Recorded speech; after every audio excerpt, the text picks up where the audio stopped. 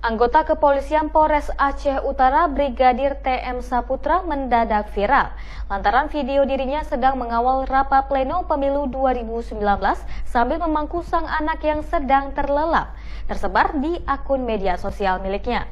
Hal tersebut dilakukan lantaran istrinya telah meninggal dunia.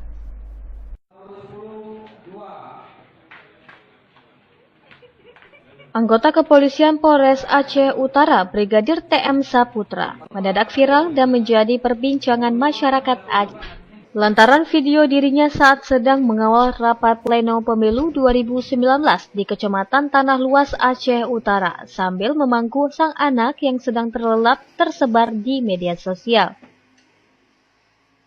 Video itu diunggah pada akun Facebook dirinya yang bernama Teku Putra pada 25 April lalu. Video yang memiliki keterangan antara dua amanah tersebut telah dibagikan sebanyak 2.123 kali.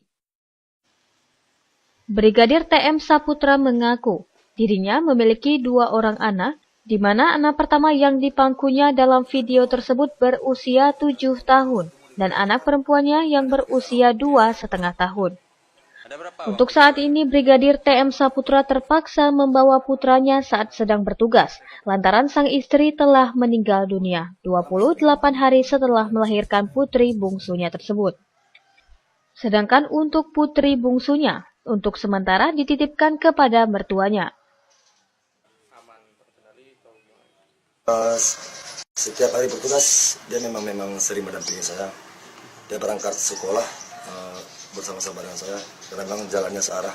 Saya antar dia duluan ke sekolah, baru saya ke tempat kerja. Siangnya saya jemput dan saya bawa ke kantor. Ibunya meninggal dunia 2,5 tahun yang lalu. 2 tahun pasca melahirkan adik. Jadi pendarahan. Seluruh bapak-bapak sebenarnya, seluruh bapak, ayah, dan abang-abang di seluruh Indonesia.